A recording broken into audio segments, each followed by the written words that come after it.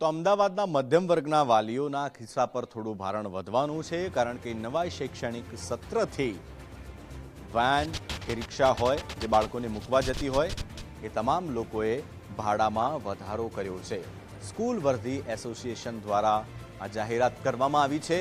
School વાનના ભાડામાં ₹200 અને school રિક્ષાના ભાડામાં ₹100નો વધારો કરવામાં આવ્યો છે અને આ તમામ નિયમો નવા શૈક્ષણિક સત્રથી लागू पड़वाना छे।